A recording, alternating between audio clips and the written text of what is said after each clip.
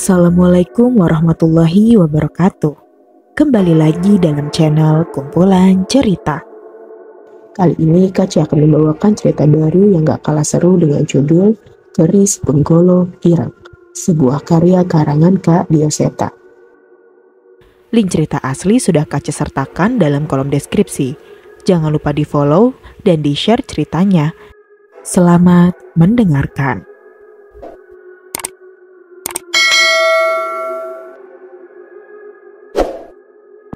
Desa Windualit.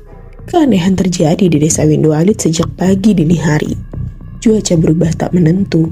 Angin bertiup dengan kencang berbaur dengan hujan deras yang mengguyur seluruh desa dan hutan. Pak Le, sebelumnya di desa ini belum pernah mengalami cuaca seperti ini. Pohon-pohon di sekitar hutan yang mengelilingi desa ini menghalangi angin lembah untuk sampai ke desa.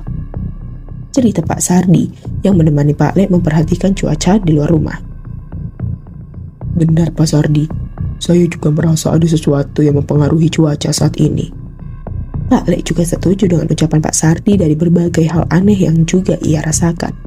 Memang, sedari pagi Pak Sardi dan Pak Le memutuskan untuk menjaga Mbah Suroto berdua karena merasa firasat yang tidak beres. Pak Sardi pun mengutus murid-murid mengajinya untuk melakukan pengajian guna menangkal niat jahat dari pengikut sosok penghuni keris Benggolo Abang. Tidak ada yang bisa mereka perbuat selain menunggu Danan, Cahyo dan lainnya menemukan cara untuk menghentikan bencana ini. Bapak, Pak Le, ini Sekar bawain makanan. Mudah-mudahan cukup sampai buat nanti malam ya. Ucap Sekar yang buru-buru masuk ke dalam rumah dengan kondisi baju yang setengah basah walau sudah memakai payung. Terima kasih Nak Sekar, akhirnya yang ditunggu-tunggu datang. Ucap Pak Le. Benar, kali ini masakannya spesial. Katanya sayur lodeh buatan istri saya paling juara. Ucap Pak Sardi juga semangat dengan menu yang dibawakan Sekar.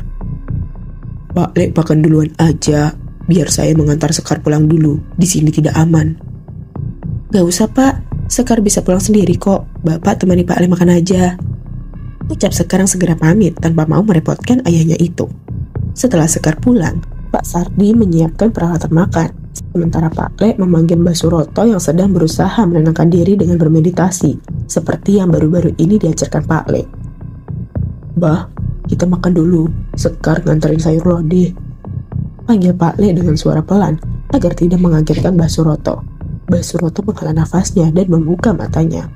Ia segera menyusul Pak Le dan Pak Sardi di tikar yang digelar di ruang tengah dengan rantang dan sayur lodeh yang sudah tersaji. Tak banyak berbincang. Mereka yang memang sudah kelaparan semenjak tadi segera menyerbu sayur lodeh dengan lauk tempe goreng yang dibawakan oleh Sekar. Hujan desa yang mengguyur di luar rumah seolah mereda sesaat setiap kami menikmati makanan itu. Mbah Suroto, kenapa? Kok melamun?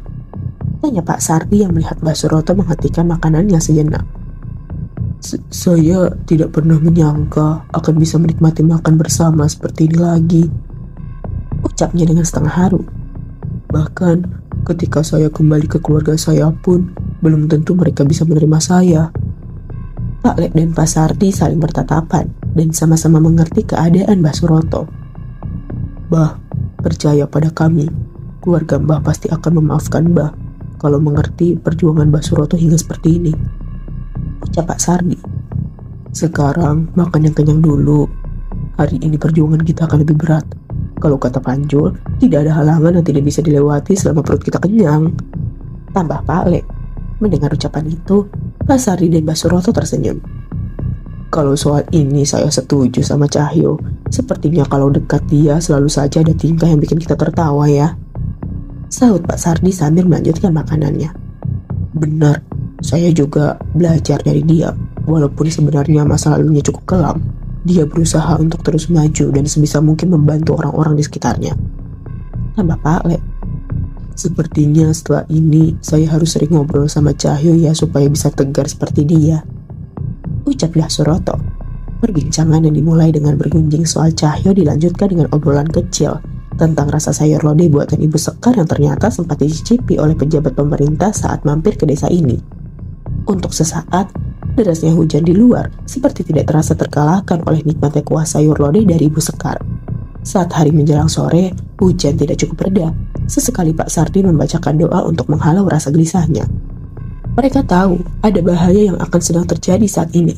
Tak lama kemudian, firasat mereka itu terjawab. Pak Lek dan Pak Sardi secara bersamaan merasakan ada sosok yang mendekat ke rumah singgah tempat mereka berada. Melalui jendela, mereka mencari keberadaan sosok itu, namun tidak ada satupun manusia atau makhluk yang tampak, hingga tiba-tiba seluruh lampu di rumah singgah mati secara mendadak, bersama dengan terbukanya pintu dengan terbanting keras. Angin kencang membawa masuk derasnya hujan hingga masuk ke rumah. Jendela-jendela pun ikut terbuka dengan keras, menyusul kencangnya angin yang masuk ke rumah. Tapi, bukan itu masalah utamanya.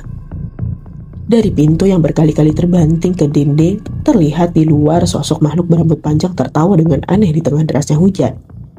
Pak Sardi dan Pak Lek tahu dengan jelas bahwa ia bukanlah manusia.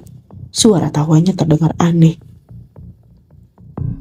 Tuhan, sudah waktunya bangun. Kata-kata itu terdengar dengan jelas walau di tengah hujan. Tak mau mengambil resiko, Pak Lek segera membacakan doa dan berlari keluar untuk mengusir makhluk itu. Pak Lek dan Pak Sardi sudah tahu Doro siapa yang dimaksud oleh makhluk itu. Pak Lek keluar menerjang sosok makhluk kurus berambut panjang itu sambil mencabut keris sukma geni dari sarungnya. Tapi tepat beberapa langkah sebelum mencapai makhluk itu, Pak Lek terhenti. Ia terhenti saat menyadari seluruh penjuru desa sudah dipenuhi oleh makhluk-makhluk serupa, melayang menatap rumah ini dari atas. Pak Lek mengetahui rencana mereka untuk membangkitkan sosok di dalam tubuh Mbah Suroto itu, dan segera berlari ke dalam rumah untuk menghampiri Mbah Suroto. "Apa yang terjadi, Pak Lek?" tanya Mbah Sardi. "Mereka semua di sini, ratusan dari mereka," jawab Pak Lek yang segera berlari menghampiri kamar Mbah Suroto. Namun terlambat. Saat ini Mbah Suroto tengah berjalan di atas langit-langit rumah dengan mata yang memutih dan keris menggolok abang yang tiba-tiba tergenggam di tangannya. "Pak Sardi, pergi dari sini!" teriak Pak Lek yang merasakan bahaya besar. Belum sempat menoleh kembali, wajah Mbah Suroto yang berubah mengerikan seketika berada tepat di depan wajah Pak Lek. Sontak, Pak Lek melompat menjauh dan memanggil Geni Baraloka yang selama ini mampu mengembalikan kesadaran Mbah Suroto. Sebelum api itu sempurna, Mbah Suroto menghunuskan kerisnya ke tubuh Pak Lek, namun berhasil dihindari dan ditahan dengan keris sukma geni milik Pak Lek. Pertarungan sengit terjadi di ruangan sempit itu. Bukan seperti pertarungan antar dua manusia. Ini pertarungan aneh, di mana Mbah Suroto bisa berada di mana saja, melompat, berjalan di dinding, hingga hinggap di langit-langit rumah. "Mencampuri urusan kami artinya mati," ucap sosok yang merasuki Mbah Suroto. Berkali-kali Mbah Suroto melihat ke arah luar, seperti berharap ada sosok yang masuk ke rumah ini. Namun, rupanya Pak Sardi menahan sosok yang berada di luar dengan membacakan doa-doa dan ayat suci bersama murid-murid pengajiannya yang sebenarnya sudah siaga semenjak Mbah Suroto dipindahkan ke rumah ini. Melihat hal itu, Mbah Suroto segera menerjang keluar dan bersiap menghunuskan kerisnya ke tubuh Pak Sardi. Namun, aku berhasil menahannya hingga kami berdua terpental di tanah berbatu di depan rumah singgah. Hujan yang deras mewarnai pertarungan kami, sementara roh pengikut sosok penghuni keris Benggolo Abang sudah siap mendekat dan masuk ke pertarungan kami. Pak Lek tahu keris itu masih menyimpan kekuatan yang lebih besar. Saat ini, sesuatu masih mengikatnya. Ia memutuskan tidak mau menyia-nyiakan kesempatan dan kembali memanggil Geni Baraloka secara sempurna. Awalnya, Pak Lek mulai tenang saat bara api muncul di tangannya. Namun tiba-tiba, rintik hujan deras yang membasahi desa Winduwalit berubah menjadi hitam dan melenyapkan Geni Baraloka milik Pak Lek. Terlihat dengan jelas kepanikan di wajah Pak Lek dan Pak Sardi saat mengetahui ilmu andalan Pak Lek itu tidak bisa lagi menjadi jalan keluar permasalahan mereka. "Sudah waktunya, Tuan. Tuan Agung sudah menunggu," ucap makhluk yang kami lihat di depan pintu tadi. Mbah Suroto tertawa lagi dengan aneh. Ia mengangkat tangannya dan menunjuk ke arah Pak Sardi yang masih sibuk mengarahkan murid-muridnya. Seketika, ratusan makhluk itu mengikuti arah tangan Mbah Suroto dan satu persatu merasuki Pak Sardi. "Sardi!" Pak Lek segera menghampiri Pak Sardi yang tubuhnya dimasuki ratusan sosok makhluk yang tak henti-henti memasuki tubuhnya yang mulai terlihat membiru. Pak Sardi!" Beberapa murid Sardi berlari menerobos hujan dan menghampiri Pak Sardi yang terkapar di tanah. Pak Lek membacakan ajian muksa pangreksa dan mengusir sosok makhluk yang merasuki tubuh Pak Sardi. Namun, setiap makhluk dikeluarkan, makhluk lain kembali masuk ke dalam tubuh Pak Sardi, hingga Pak Sardi sulit untuk bernafas. Terlihat dari mulutnya, Pak Sardi tidak berhenti membaca doa dan melafalkan ayat-ayat suci. "Bawa Sardi masuk ke dalam," perintah Pak Lek pada murid-murid Pak Sardi yang segera direspon dengan cepat oleh mereka. Pak Lek berpikir hanya geni Baraloka lah yang bisa menyelamatkan Pak Sardi. Namun mereka harus berlindung dari hujan yang dibawa oleh ratusan makhluk ini. Setelah Pak Sardi masuk ke dalam rumah, Pak Lek tidak langsung menghampirinya, namun berlari sekuat tenaga ke arah Mbah Suroto. "Maafkan saya, Mbah Suroto." Pak Lek berlari dengan keris sukma geni yang bilah hitamnya mengeluarkan asap berwarna hitam. Sekuat tenaga, Pak Lek menghujamkan keris itu ke arah Mbah Suroto. Namun, keris Benggolo Ireng menahan serangan itu hingga menimbulkan benturan kekuatan yang bahkan membuat rintikan hujan menghilang dari sekitar mereka. Sialnya, benturan kekuatan itu berdampak pada Pak Lek dan membuatnya memuntahkan cairan merah dari tubuhnya. Pak Lek tidak menyerah dan terus mencari cara untuk menyerang Mbah Suroto walaupun berkali-kali gagal dan menambah luka di tubuhnya. Berkali-kali Pak Lek menggunakan darahnya untuk menghidupkan kekuatan bilah putih untuk memulihkan dirinya, namun tetap kalah cepat dengan serangan Mbah Suroto hingga beberapa rusuknya patah. Namun, dari ratusan serangan yang dipaksakan oleh Pak Lek, akhirnya ada satu serangan dari bilah hitam keris sukma geni yang membentuk goresan di dada Mbah Suroto. Sayangnya, kesempatan itu harus dibayar mahal dengan menerima serangan dari keris Benggolo Abang yang seketika terselimuti kekuatan hitam dan melemparkan Pak Lek hingga tidak berdaya. Seolah tidak ingin membuang waktu, Mbah Suroto yang dirasuki sosok penunggu keris itu pergi secepat mungkin meninggalkan desa Windualit.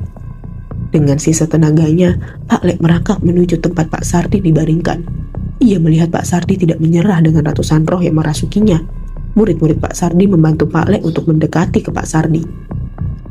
"Sardi, jaga desamu," ucap Pak Lek dengan suara yang hampir hilang, sementara tangannya memanggil geni Baraloka yang segera membakar tubuh Pak Sardi.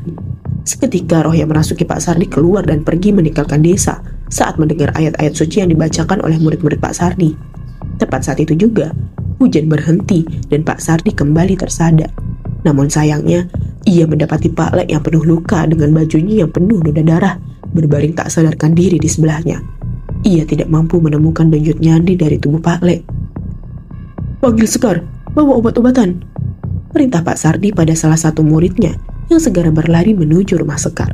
Sekar datang dan segera mengobati Pak Lek, sementara Pak Sardi membacakan amalan penyembuh untuk memulihkan Pak Lek. Namun tidak ada perubahan, hingga tiba-tiba Pak Sardi mengingat sisa-sisa geni Baraloka milik Pak Lek yang ada di alas mayit. Ia membaca doa dan memanggil api itu hingga muncul di telapak tangannya. Secara perlahan, Pak Sardi membakar api yang sudah mengecil itu ke jantung Pak Lek. Beberapa luka yang disebabkan oleh keris Benggolo Abang mulai menutup. Hal ini seolah memberi harapan untuk keselamatan Pak Lek. Namun, harapan itu tidak berlangsung lama. Denyutnya di Pak Lek tidak kembali, jantungnya tidak kembali berdetak. "Pak, gimana Pak Lek, Pak?" ucap Sekar yang masih menangis. Pak Sardi terlihat bingung untuk menjawab pertanyaan Sekar.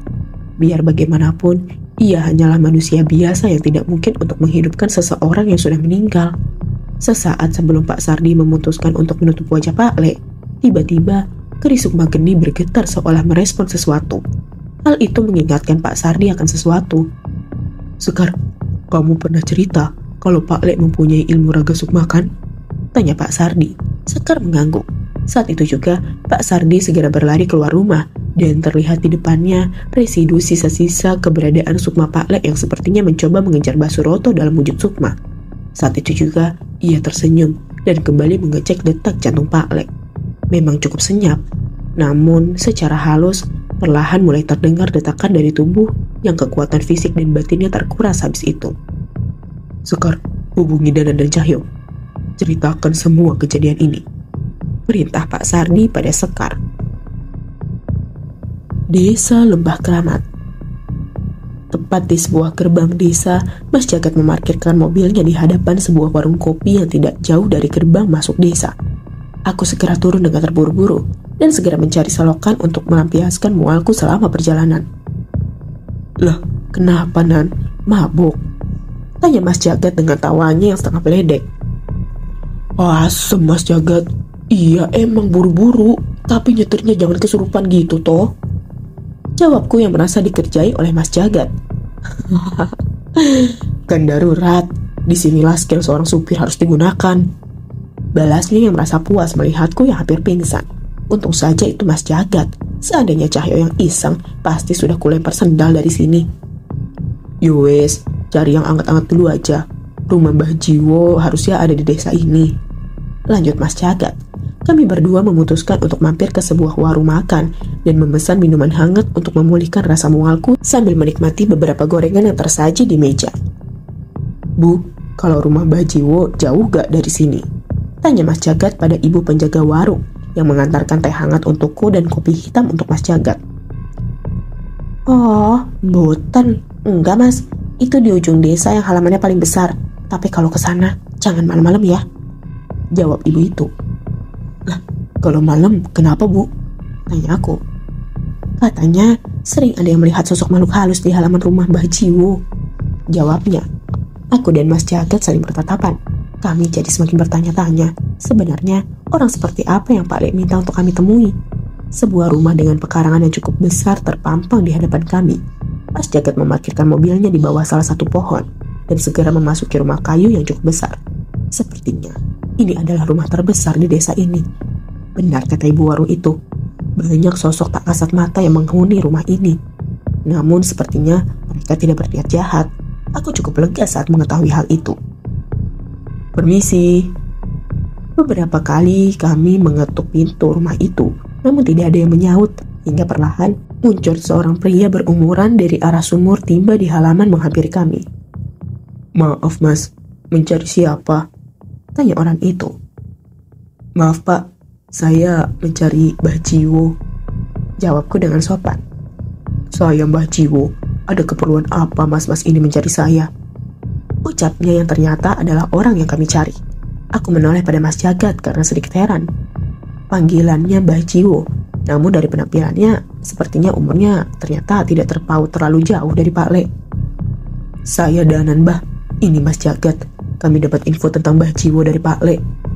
Ucapku. Danan, Pak Le. Mbah Jiwo terlihat berpikir.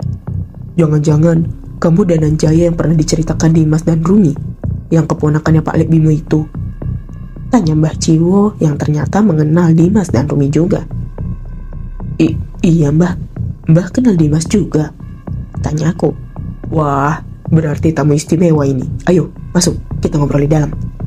Ucap Mbah Jiwo yang seketika berubah ramah saat mengetahui tentangku. Mohon maaf, saya agak hati-hati saat ada tamu tak dikenal yang datang ke sini. Beberapa orang masih kemari untuk mencari pusaka dan mencari pesugihan di Lembah Keramat. Akhirnya, aku cukup lega saat mengetahui maksud dari respon Mbah Jiwo terhadap kedatangan kami. Terlihat Mas Jagat terkagum-kagum saat mengetahui isi rumah itu, di mana terlihat berbagai pusaka terpajang di dinding rumahnya.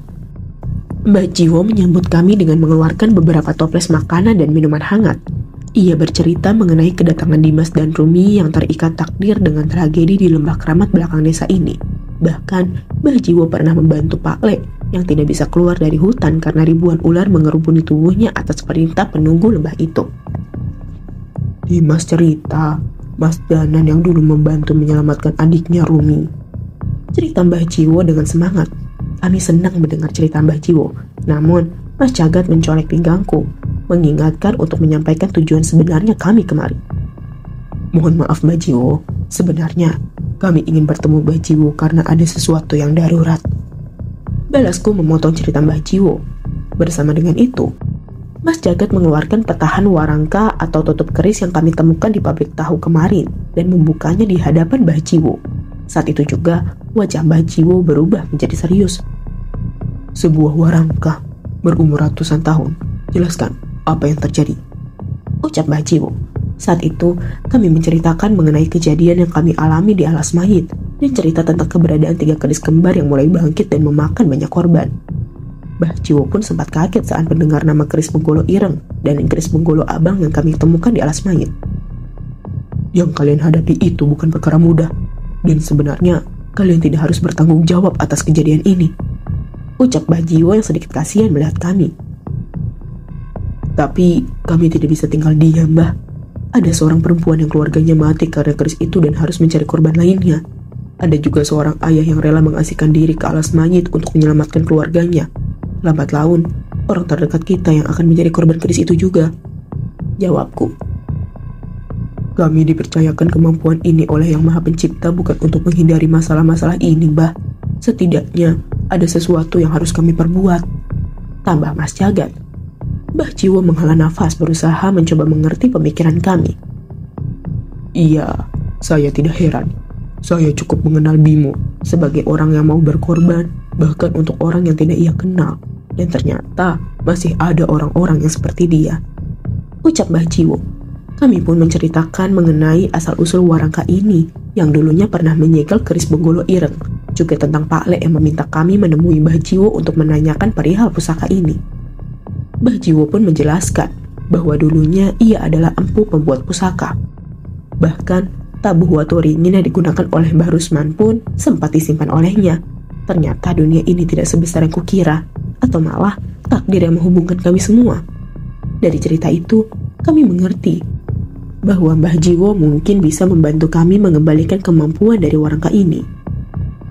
Ini memang takdir, ucap Mbah Jiwo. Kami tidak mengerti dengan apa yang ia maksud. Namun, Mbah Jiwo masuk ke dalam rumahnya dan mengeluarkan sebuah benda yang ia simpan dalam sebuah peti kayu. Mbah Jiwo meniup debu di kotak itu dan membukanya. Ada sebuah keris dengan bentuk ukiran yang persis dengan keris Benggolo Abang yang pernah kami lihat. Namun, terlihat kosong tanpa adanya kekuatan apapun. Bahkan bilahnya terlihat tidak terawat. Ini yang ketiga, yang tadi kalian sebut dengan nama keris Benggolo Lanang. Mendengar nama itu, seketika aku dan Mas Jagat segera mengambil posisi waspada. Kami sudah mengetahui kekuatan kedua keris kembar lainnya, dan keris ini adalah salah satu dari keris kembar itu. Tidak usah takut. Dulu, leluhurku membuat warangka itu menggunakan aliran kekuatan dari keris Benggolo Lanang yang belum dikuasai iblis seperti dua lainnya. Setelah itu, keris ini sudah tidak memiliki kemampuan lagi. Jelasnya. Lalu Mbah Jiwo, apa Mbah Jiwo bisa memulihkan warangka ini? Tanya Mas Jagat. Mbah Jiwo menggeleng dan seketika kami semua merasa bingung. Tapi, aku bisa membuat kembali warangka yang sama. Namun, aku butuh bantuan. Lanjut Mbah Jiwo. Mbah Jiwo menceritakan kekuatan keris Benggolo Lanang ditahan oleh sosok panglima yang mengorbankan dirinya untuk menahan kemampuan keris ini.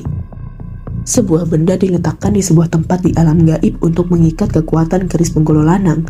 Setelah ratusan tahun, keris ini pun mati, dan benda itu sudah tidak bisa diambil. Harus ada orang yang bisa menarik pusaka yang terikat dengan benda ini, ucap Mbah Jiwo. Aku dan Mas Jagat mencoba memikirkan siapa seseorang yang memiliki kemampuan menarik pusaka, dan memang tidak satu pun yang kami kenal. Namun sepertinya Mas Jagat menemukan sesuatu. Bah, di antara kami tidak ada satupun yang bisa menarik pusaka. Tapi jika saya mengikuti aliran tenaga pusaka itu dan masuk ke alam gaib, apa saya bisa mengambil benda itu? Tanya Mas Jagat. Itu mungkin, tapi sangat berbahaya, jawab Mbah Jiwo. Memang benar. Aku pernah merasakan berada di alam sana selama beberapa saat, dan itu benar-benar mengerikan. Tidak apa, Mbah. Saya punya cara sendiri untuk kembali dengan selamat, ucap Mas Jagat dengan percaya diri. Namun sepertinya itu karena tidak ada pilihan lain untuk kami selain mengambil resiko ini.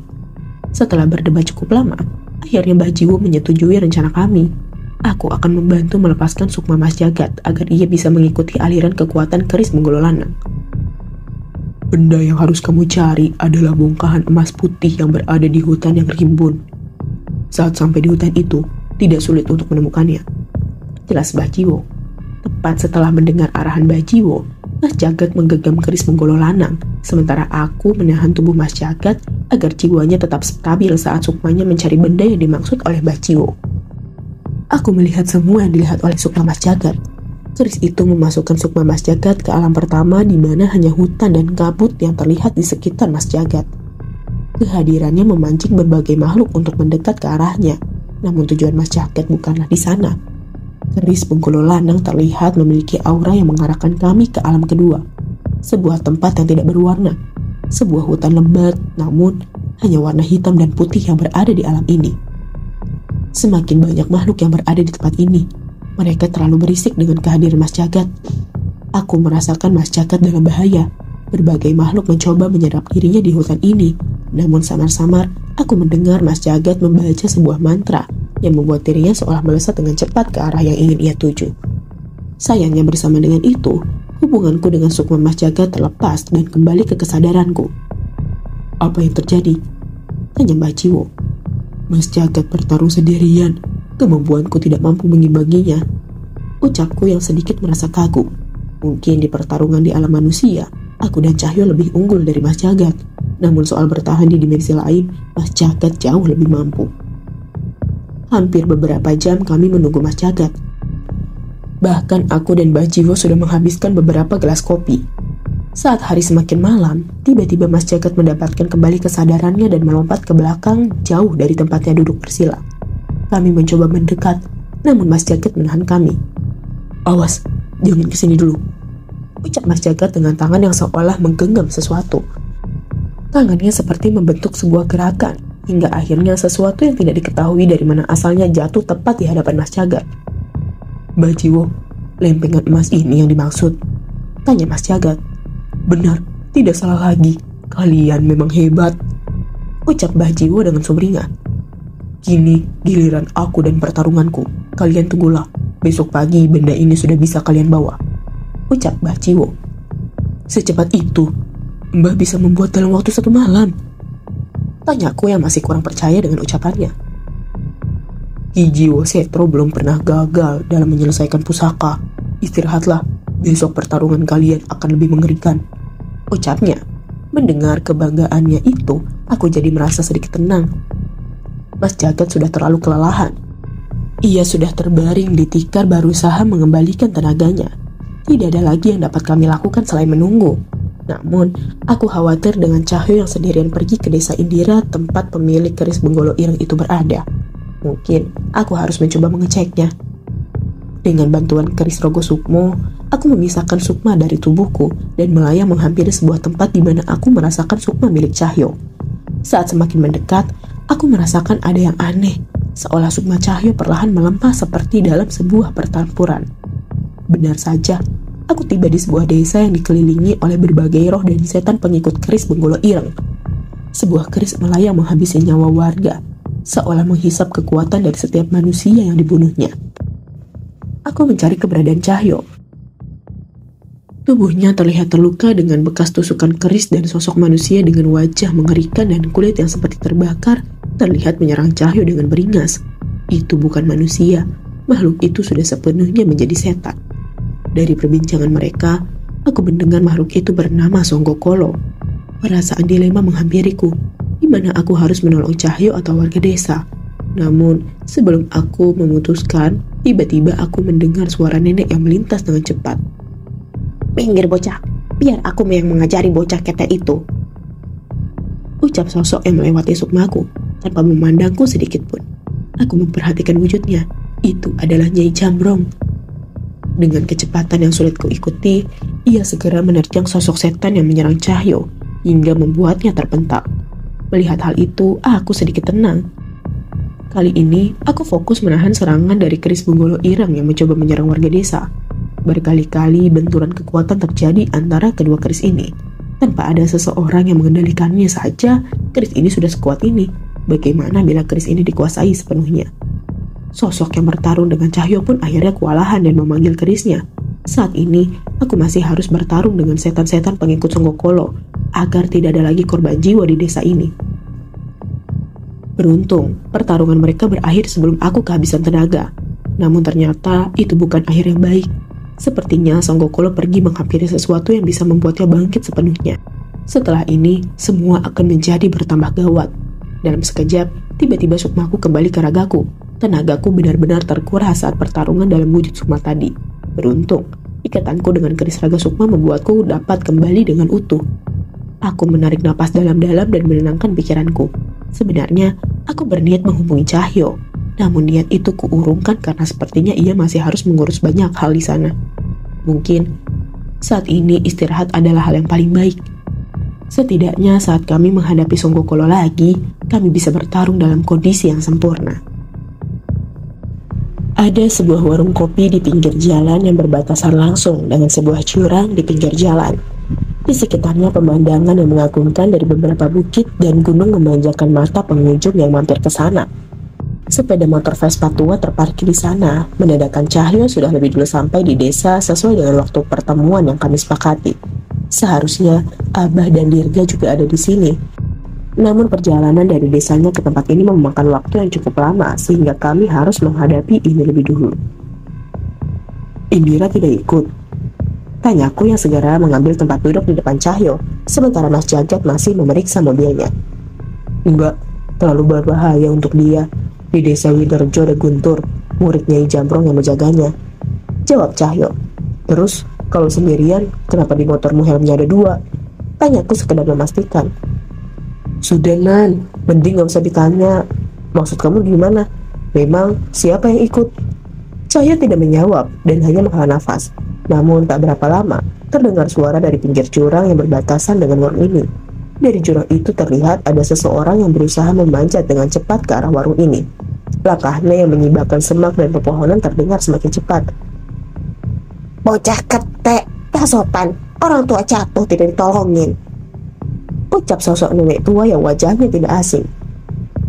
Kan aku sudah ngomong Nyai, jangan duduk di sana, bahaya. Lagi giliran jatuh, aku yang disalahin.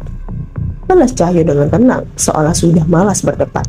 Seketika, aku membayangkan apa saja yang terjadi selama perjalanan saat Cahyo membonceng Nyai Jambrong hingga tiba di tempat ini. Jul, kamu boncengin Nyai Jambrong ya? Ucapku setengah tersenyum. Gak usah tanya-tanya, tak lempar mukamu ya nanti. Jawabnya emosi dan sudah pasti membuatku sulit menahan tawa. Nyai, apa kabar? Tanyaku dengan sopan. Pikir sendiri, jawabnya ketus. Orang jatuh ditanyain kabar. Aku masih tersenyum melihat situasi ini.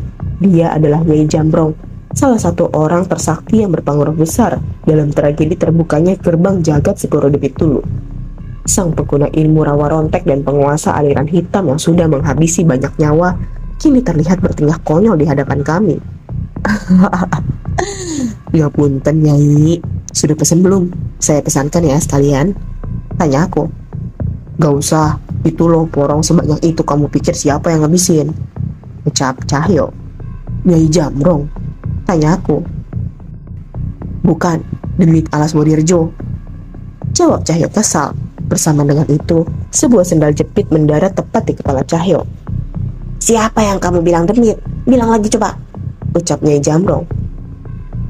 Enggak Nyai, tadi ada demit lewat, langsung saya bacakan doa biar tenang. Sudah aman Nyai, sudah duduk lagi. Balas Cahyo mencari alasan. Mendengar keramaian di warung, Mas Jagat ikut masuk setelah memesan nasi rames dan kopi kepada penjaga warung. Ternyata benar ya, kalau ada Cahyo pasti rame. Ucap Mas Jagat yang juga secara sopan segera memperkenalkan diri ke Nyai Jambrong. Saya Jagat Nyai, terima kasih sudah mau repot-repot ikut sampai ke sini. Ucap Mas Jagat. Nah itu, untung masih ada orang yang agak sopan. Jangan seperti bocah monyet itu. Ucap Nyai Jambrong. Nih, untung masih ada orang yang sopan. Bisik Cahyo sambil membingkingkan bibirnya meledek ucapan Nyai Jambrong, namun terhenti saat Nyai Jambrong melototinya. Kejadian pagi ini di warung cukup berhasil menghilangkan rasa tegangku setelah melihat tingkah konyol Cahyo dan Nyai Jambrong. Kami pun segera mengisi perut kami dan melanjutkan perjalanan ke desa tujuan kami, desa di mana Yarto, Pak Le Indira tinggal. Secepat mungkin kami menghampiri desa yang ditunjukkan oleh Indira. Namun saat sampai di lokasi, desa ini terlalu sepi seolah sudah ditinggalkan oleh warganya. Memang, Indira sudah menghubungi Pak Leyarto mengenai keadaan ini. Namun kami tidak menyangka desa akan dengan mudah dikosongkan seperti ini. Kami berpencar dan berkeliling mencari siapapun yang bisa kami temui di desa ini. Namun hanya rumah-rumah kosong yang kami temui. Aku tidak merasakan hal aneh dari desa ini. Namun tidak dengan Nyai Jambrong. Ia seperti merasakan sesuatu dan mulai memanjat ke atap-atap rumah seolah mencari keberadaan sesuatu. Ngatain aku bocah monyet, tapi sepertinya dia yang lebih mirip monyet. Bisik Cahyo yang masih kesal dengan Nyai Jambrong. Aku sedikit tertawa. Namun kali ini aku sengaja memutus ledakannya, mengingat saat ini kita harus lebih fokus. Tidak ada yang terjadi di desa ini hingga maghrib menjelang. Nyai Jamrong pun akhirnya hanya duduk terdiam di salah satu atap rumah, seolah sedang menerawang sesuatu. Bersiap-siaplah, semua akan dimulai saat matahari terbenam, ucap Nyai Jamrong yang wajahnya terlihat lebih serius dari sebelumnya. Tidak butuh waktu lama untuk mengetahui arti dari peringatan Nyai Jamrong. Tepat saat langit mulai menghitam dan tidak ada cahaya matahari lagi, di desa ini seketika kami merasakan perasaan yang membuat kami gelisah. Berbeda dari sebelumnya, tiba-tiba dari atap rumah terlihat sosok yang memandang kami dari setiap jendela. Sudah pasti mereka bukan manusia, tapi kenapa kami tidak bisa merasakan kehadiran sosok-sosok ini siang tadi? Dan ini sudah keterlaluan. Sepertinya Nyai Jamrong juga sudah sadar akan hal lain, ucap Cahyo. Apa maksud kamu? Semua warga di desa ini sudah mati. Kita terlambat. Sultan, aku memperhatikan sekitar. Dan benar, sosok roh yang memandang kami dari dalam rumah sepertinya memang roh warga desa. Mas Jagat pun segera mendekati kami. Tahan emosi kalian. Makhluk itu masih ada di sini, di alam sisi lain desa ini. Kalau kalian siap, aku bisa menarik mereka saat ini juga, ucap Mas Jagat yang sepertinya menahan emosinya. Tarik mas, kita selesaikan semuanya sekarang, ucap Cahyo dengan gerak. Mengetahui apa yang akan dilakukan Mas Jagat, Nyai Jamrong segera melompat turun dan menghampiri kami. Mas Jagat membacakan doa yang cukup panjang hingga samar-samar terlihat sosok yang sedang bertarung. Tepat saat menyelesaikan doanya, benturan energi beradu dan menggetarkan bangunan di sekitar kami. Songgokolo sedang bertarung dengan seorang pemuda, bukan Pak Leerto. Orang itu terlihat lebih muda, namun tubuhnya sudah babak belur seolah setengah mati menahan Songgokolo dengan berbagai pusaka yang ia kenakan. Pedang pendek, kalung ajimat, dan beberapa cincin pusaka memberinya kekuatan untuk bertahan dari berbagai serangan Songgokolo. Akhirnya kalian tiba, ucap orang itu yang hampir sekarat. Mendengarnya berbicara, kami segera menghampiri orang itu dan mencoba membaca situasi ini. Nyai Jamrong, kau di sisi yang salah, ucap Songgokolo yang mengetahui keberadaan Nyai Jamrong. Aku tidak peduli, bocah-bocah ini lebih menarik dari kacung-kacungmu, jawabnya sambil tertawa terkekeh. Pria yang bertarung dengan Songgokolo itu adalah Yardi, putra Pak Leerto yang sebelumnya kehilangan kewarasan karena perang santet antara Pak Leerto dan Pak Le Sumar. Namun saat ayahnya mati dibunuh oleh Songgokolo, ia mendapatkan kesadarannya kembali dan mencoba menahan Songgokolo dengan semua pusaka yang dimiliki keluarganya. Sudah, jangan memaksakan diri, biar kami yang melanjutkan, ucapku. Namun ia tidak mengindahkan perkataanku dan kembali berdiri dengan menyeret badannya menghampiri Songgokolo. Sisanya kuserahkan pada kalian, balaskan dendam Bapak, ucap Yardi yang membacakan sebuah mantra. Seketika pusakanya diselimuti kekuatan hitam dan Yardi mengarahkannya kepada Songgokolo. Tidak ada rasa gentar sedikit pun dari wajah setan yang semakin menghitam itu. Ia hanya mencabut keris dan bersiap meladeni serangan Yardi. Itu ilmu hitam. Hentikan Yardi. Melawan setan dengan ilmu hitam memang sudah tujuan mereka, teriak Cahyo yang tidak diindahkan oleh Yardi yang sudah terbakar api dendam. Belum sempat pusaka Yardi menyentuh Songgokolo, seketika satu sosok melesat ke arah mereka. Sekilas, aku melihat dengan jelas bahwa itu adalah Mbah Suroto dalam pengaruh keris Benggolo Abang. Dalam hitungan detik, Mbah Suroto menjambak Yardi hingga kehilangan keseimbangan dan menyayatkan keris ke lehernya hingga terputus. Kami tidak sanggup bertindak apapun melihat kejadian itu. Hanya tubuh Yardi yang sudah terpisah dari kepalanya lah yang sekarang berada di hadapan kami. Songgokolo, kita selesaikan dulu mereka, ucap Mbah Suroto yang sudah kesetanan. Kini mimpi buruk benar-benar terjadi. Darmijo, ayah Indira yang sudah menjadi titisan keris Benggolo Ireng sudah berkumpul bersama sosok yang merasuki keris Benggolo Abang. Gondokolo, panggil yang lain, perintah Songgokolo yang segera dituruti oleh sosok yang mendiami Mbah Suroto. Tak butuh waktu lama hingga berbagai sosok mengepung desa ini. Aku tidak bisa melupakan sosok pocong dengan kain kafan yang penuh darah yang sempat merasuki Dirga. Terlihat juga sosok dukun nenek tua yang mencoba membunuh Indira. Berbagai sosok yang merayap di atap rumah-rumah dan roh yang bergentayangan di sekitar desa. Seketika tubuhku bergetar. Kami harus melawan semua sosok ini. Ini sama saja kami berempat melawan satu kerajaan demit. Ini bukan sesuatu yang bisa diatasi oleh manusia, pikirku. Kenapa bocah? Sekarang kalian gentar? Tanya Nyai Jamrong. Aku tidak membantah perkataan Nyai Jamrong.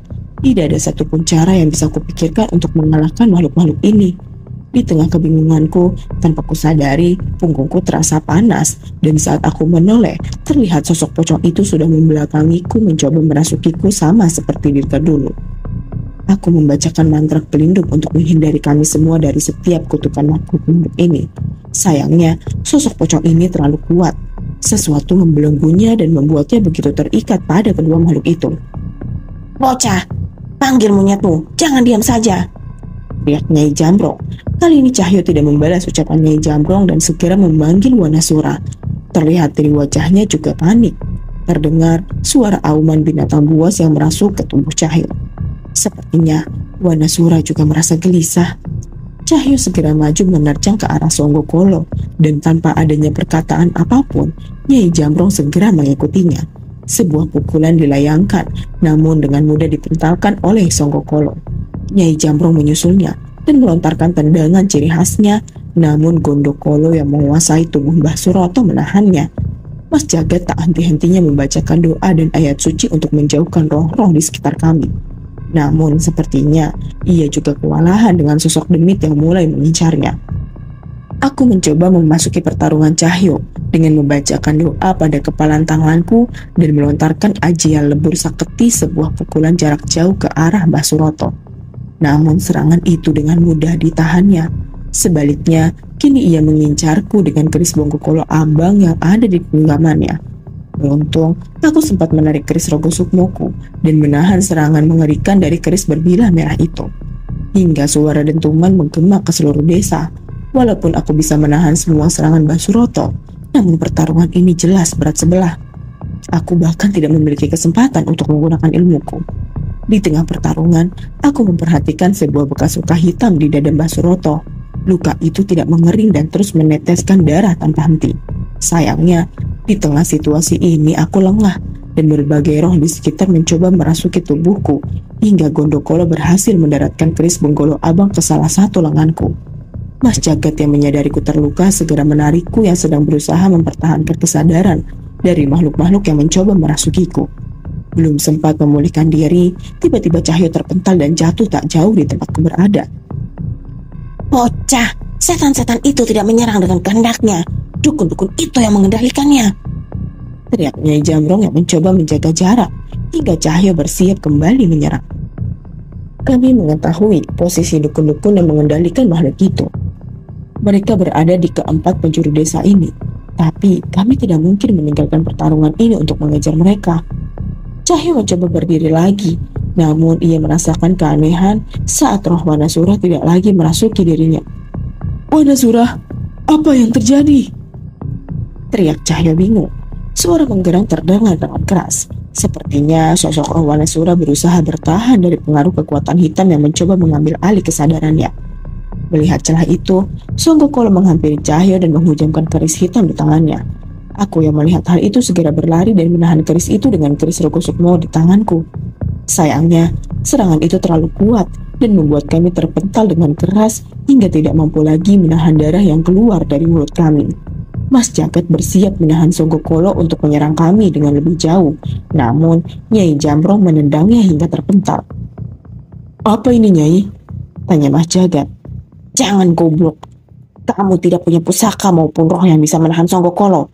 Satu serangan saja, kamu bisa mati, jelas Nyai Jamrong yang segera menggantikan Mas Jagat menyerang Songgokolo. Namun sepertinya kesabaran kedua setan itu sudah habis. Saat mencoba menolong kami, Gondokolo melemparkan kerisnya dan tepat menusuk punggung Nyai Jamrong. Songgokolo segera memanfaatkan kejadian itu dan menggenggam wajah Nyai Jamrong, mengangkatnya dan membantingnya hingga cairan merah keluar dari mulutnya.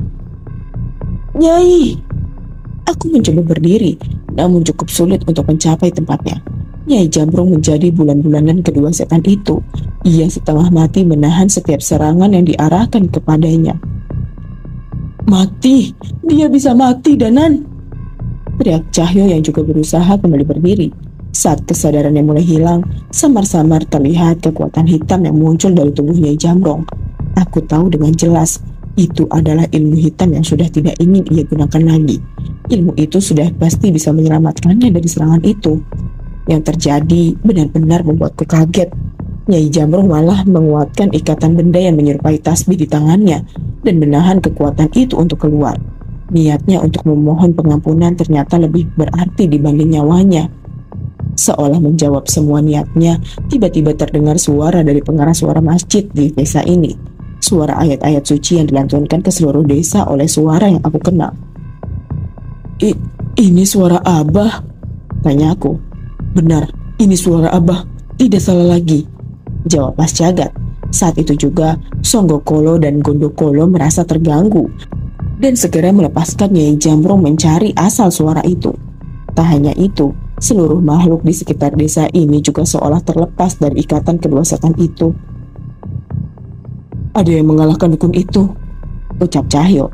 Sekilas, aku melihat sosok keris yang berterbangan di keempat sudut desa. Tak lama setelahnya, kami melihat sosok anak laki-laki yang berlari ke arah kami. Maaf, kami terlambat. Itu Dirga. Sepertinya dia sudah benar-benar menguasai kemampuan kerisnya. Keren Dirga, dari tadi aku sudah kesal sama dukun-dukun itu, ucap Cahyo. Seranganku hanya bisa menghentikan ritual mereka. Roh-roh ini akan dalam kendalinya lagi bila kekuatanku habis, jelas Dirga. Benar ucapan Dirga.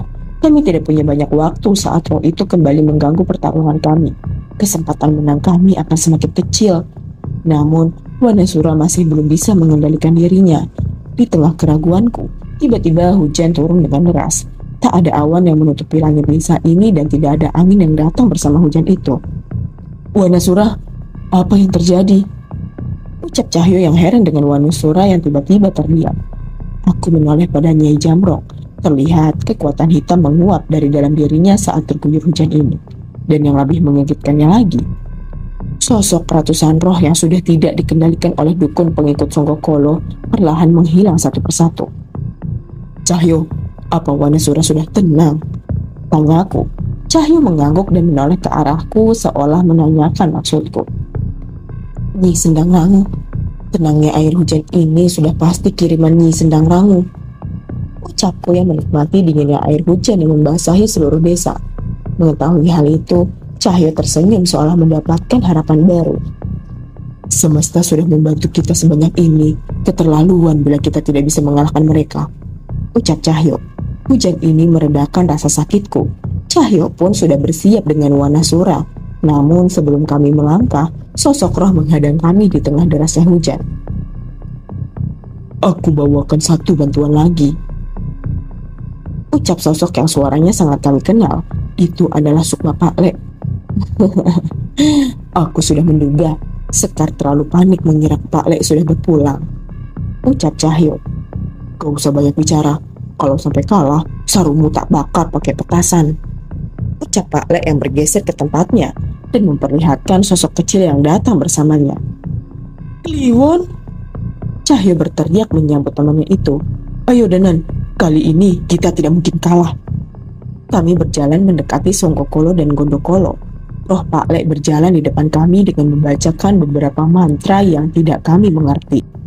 Saat itu juga, luka di dada Mbah Suroto terbakar api hitam persis seperti bekas luka yang dihasilkan oleh bilah hitam keris Sukma Geni. Seketika tubuh manusia Mbah Suroto terbakar. Ia berteriak sekeras-kerasnya dengan rasa sakit dari api itu. Ada sosok setan berwarna merah dengan taring yang panjangnya melebihi dagunya, seolah hampir terpisah dari tubuh Mbah Suroto. Brengsek, ku habisi Sukmamu, teriak Songgokolo. Namun, kesempatan yang dibuat Pak Le ini tidak mungkin ku sia-siakan. Sebuah mantra ku bacakan dengan keris raga Sukma di genggamanku. Hingga kilatan cahaya putih menyinari bilahnya. Seolah mengerti maksudku, Cahyo memperkuat tenaganya dan membantu melontarkanku ke sosok yang terpisah dari Mbah Suroto dan menusukkan keris ini tepat di dahinya. Songgokolo bersiap menghabisiku yang tak jauh dari dirinya, namun bayangan sosok kera besar mementalkannya dan menyelamatkanku. Dengan serangan ini, keris Benggolo Abang terlepas dari genggaman Mbah Suroto. Danan, bawa pergi tubuh Mbah Suroto, teriak Mas Jagat yang segera berlari ke arah keris Benggolo Abang yang terjatuh. Ia mengeluarkan sebuah benda dari tasnya. Sebuah benda yang ditempa oleh Mbah Jiwo semalam penuh. Bukan berbentuk warangka, benda itu adalah keris Benggolo lanang dengan bilah yang dilapisi emas putih. Mas Jagat mengangkat tinggi-tinggi kerisnya dan menghujamkannya ke keris Benggolo Abang hingga terpecah berkeping-keping. Belum pernah aku melihat seseorang semudah itu menghancurkan sebuah keris. Tapi saat keris itu hancur, sosok Gondokolo seperti terbakar api yang muncul dari dalam bumi. "Keris, bukan warangka?" tanyaku. Mbah Jiwo ingin menghancurkan kutukan keris itu, bukan sekedar menyegelnya. Emas gaib itu ia gunakan untuk keris ini. Tidak akan kuat untuk bertarung, tapi cukup mampu menghancurkan keris kembarnya. Jelas Mas Jagat. "Tidak, Songgokolo, tolong, aku tidak ingin kembali ke alam itu," teriak Gondokolo yang semakin terbakar dengan panasnya api yang entah muncul dari mana. Tubuhnya semakin menghitam dan sesuatu seperti menghisapnya ke satu tempat yang sangat panas. Saat itu juga, Songgokolo mulai terlihat gentar. Ekspresinya itu membangkitkan semangat kami. "Birga, tolong bantu selamatkan Nyai Jambrong. Songgokolo biar urusan kami," ucapku dengan percaya diri. "Danan, hujan dari Nyi Sendang Rangu bisa mempertahankan sosok roh kan?" tanya Cahyo. Ucapan Cahyo benar. Di desa Tanggul Mayit dulu, kami terbantu saat bisa memanggil Wanasura dalam wujud rohnya. Aku sudah membayangkan dengan semangat apa yang akan kulihat setelah ini. "Wanasura, Wanasudra." Sesuai dugaanku, Cahyo memanggil kedua roh kera dari alas Wanamarta, sahabatnya itu. Seketika dua sosok kera raksasa berdiri di hadapan kami dan tak sabar untuk melampiaskan amarahnya. "Keren, Wanasura ada dua," tanyaku. "Itu wujud asli Kliwon," ucap Mas Jagat yang terkagum-kagum dengan apa yang dilihatnya. "Ayo Danan, kita kasih pelajaran buat temit uzur ini," ucap Cahyo. Aku segera menaiki tubuh besar Kliwon, sementara Cahyo bersama Wanasura. Sulit membedakan mereka berdua. Namun, senyuman Kliwon memang memiliki ciri khas baik dalam wujud apapun. Inilah yang membuatku bisa membedakan mereka berdua. Songgokolo tidak tinggal diam. Ia menghunuskan kerisnya ke tanah dan membuat sebuah kekuatan hitam yang mengelilinginya. Saat mendekat ke arahnya, kesadaran kami terganggu, seolah ada rasa sakit yang memasuki kepala kami. Beruntung, air dari Nyi Sendang Rangu menahan kutukan itu, hingga kami masih bisa bertahan untuk memberi kesempatan kedua kera kembar ini untuk menghantam Songgokolo. Darah hitam bermuncratan dari mulutnya, namun ia tidak berhenti dan menghujamkan kerisnya ke arah Wanasura. Dengan sigap, aku memisahkan sukmaku dari ragaku yang berada di tubuh Kliwon untuk segera menahan keris itu dengan keris raga sukma hingga serangannya terpental. Cahyo membacakan mantra penguat raga yang dirasakan oleh Wanasura dan Wanasudra, hingga pukulannya kembali membuat Songgokolo terpental. Saat aku kembali ke tubuhku, Wanasura melemparkan tubuh Cahyo hingga mendarat tak jauh dari Songgokolo. Seperti membaca maksudku, ia melepas sarung kebanggaannya dan melompat menutupi wajah Songgokolo. "Sekarang Danan!" teriak Cahyo. Aku mengingat jurus yang diajarkan Daryana dan membacakan mantra untuk menyalurkan energi ke keris raga sukma hingga menyala kilatan putih. "Wanasudra, lemparkan tubuhku," ucapku yang segera meluncur dengan cepat dan mendaratkan seranganku tepat di dada Songgokolo. Sayangnya, Songgokolo masih cukup kuat untuk menghantam kami hingga terpental. Beruntung Wanasudra dan Wanasura berhasil menangkap kami. Songgokolo pun mencabut mengambil kerisnya lagi. Kini, tubuhnya tak lagi berwujud manusia. Sebagian tubuhnya membentuk sisik ular, membuktikan bahwa ayah Indira titisan dari Songgokolo ini. "Ayo Cahyo, sedikit lagi. Buktikan, demit keris kembar itu nggak lebih keren dari monyet kembar alas wetan," ucapku memanaskan semangat Cahyo. "Wanasura, kembali," ucap Cahyo yang meminta Wanasura merasuk ke dalam tubuhnya. Kini, Wanasudra menangkap Cahyo dan melemparkannya ke arah Songgokolo. Tubuh yang sudah melemah akhirnya terpental oleh serangan Cahyo itu. Kini keris Benggolo Ireng berhasil terlepas dari genggamannya. Mas Jagat sedari tadi sudah bersiap dengan ilmu serupa denganku yang diajarkan oleh Daryana. Keris Benggolo Lanang menyala terang dengan ajian yang dibacakan oleh Mas Jagat. Dengan segera, ia berlari ke arah keris Benggolo Ireng untuk menghancurkannya. Songgokolo mengetahui keadaan itu. Ia segera mengerahkan kekuatannya untuk menyerang Mas Jagat. Namun berhasil kutahan dengan memindahkan sukmaku tak jauh dari posisi Mas Jagat dan mengaduk keris raga sukma dengan serangan itu. Dengan ini, semua akan berakhir. Mas Jagat membenturkan keris Benggolo Ireng yang masih melayang, mencoba kembali ke empunya. Kekuatan besar beradu di tempat itu. Keris Benggolo Ireng jauh lebih kuat dari kembarannya. Mas Jagat terpental dan melihat keris Benggolo Lanang yang ditempa oleh Mbah Jiwo terbelah menjadi dua. Kami menoleh ke arah keris Benggolo Ireng yang beradu dengan keras, namun tidak mampu menemukan keberadaan keris itu. Gagal, kita gagal menghancurkan keris itu, tanya Dirga. Tenang Dirga, ucapku, walau tidak menemukan keberadaan keris itu. Hal yang sama dengan yang terjadi pada Gondokolo terjadi juga pada Songgokolo. Tubuhnya terbakar dengan api dari dalam bumi. Sekuat tenaga, ia menolak untuk masuk ke alam itu. Alam di mana semua siksaan berkumpul menjadi satu. Sembah aku akan berikan apapun. Ikat perjanjian denganku. Aku tidak mau kembali ke alam itu, teriaknya putus asa. Namun, kami tidak memperdulikannya dan hanya memandangnya dengan miris. Akan kubalas kalian semua. Saat ada manusia yang memanggilku, kupastikan kalian semua mati dengan mengenaskan, ucapnya. Cahyo dengan santainya mendekat ke arah Songgokolo.